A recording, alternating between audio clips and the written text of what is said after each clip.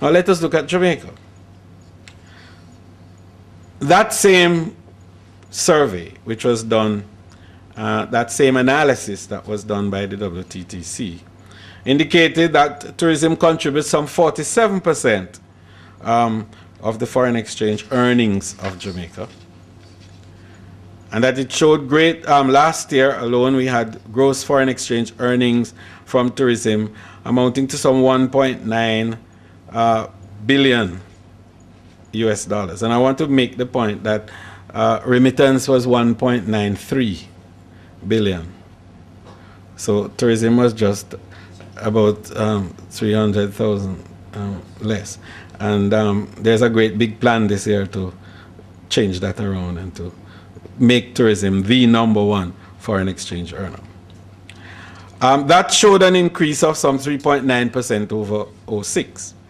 The stopover arrivals, of course, grew to 1.7 million, and the cruise visitors arrivals was pretty close to 1.2 million.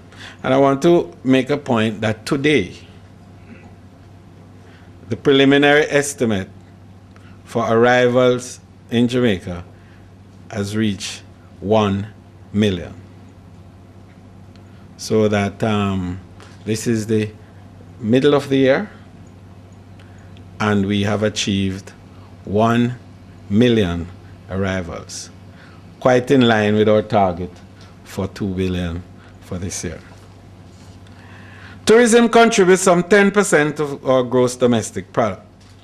And tourism is responsible for 9% of employment in this country, employing more than 80,000 persons directly and some 180,000 indirectly.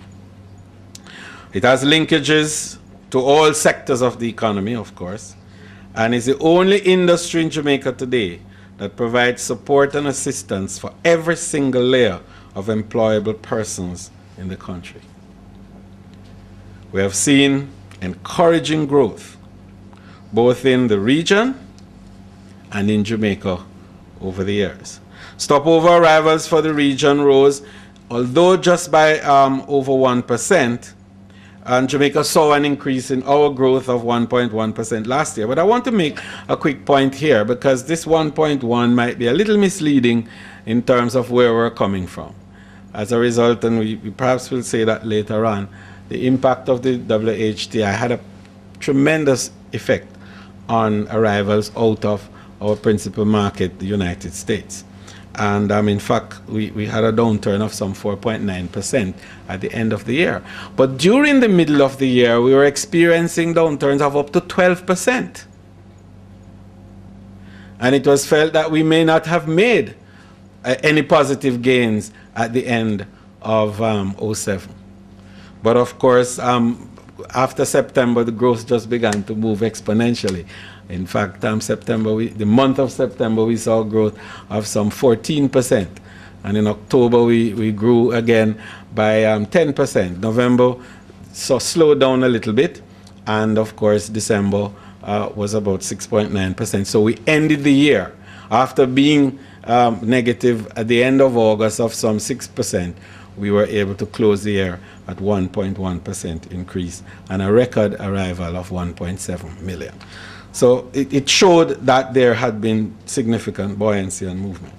The region's cruise arrivals, however, increased by 2%, and Jamaica saw a decline of 1.9%. And there's a reason for that in terms of redeployment of vessels outside of the Caribbean, and a change in the movement within the Western Caribbean, simply because of the effects of the hurricanes that had allowed for some transfers into our area of the Caribbean instead of in the southern and eastern side of the Caribbean.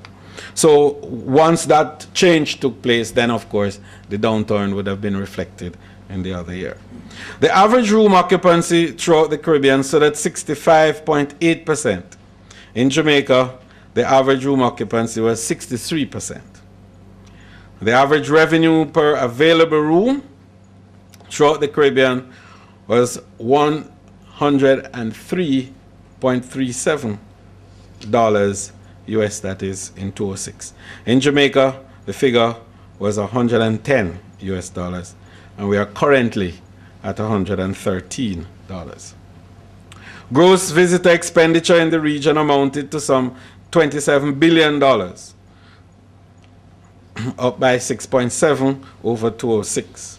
Jamaica's gross foreign exchange earnings for tourism were 1.9 billion, as I said before, and that was an increase of 3.9 over the 2006. The tourism arrivals to the Caribbean from the US grew by 0.9%. And of course, a growth rate clearly impacted by the Western Hemisphere Travel Initiative, which I mentioned earlier. And indeed, I gave you the number that we were down as a result of the 4.9%.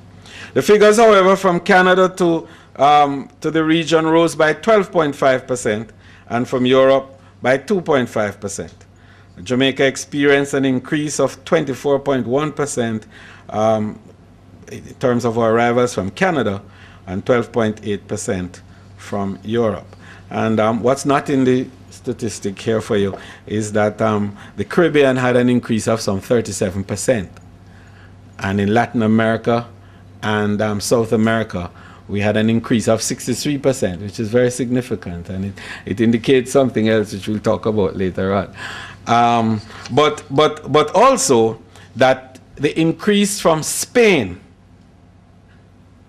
was 142%.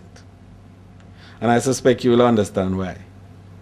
Most of the Spanish properties here were just coming on stream, and the traffic is beginning to move from that area far more bullishly over the last few years. And it's going to grow even more as we bring on 3,000 new rooms this year, 2,500 of which are from the Spanish investment.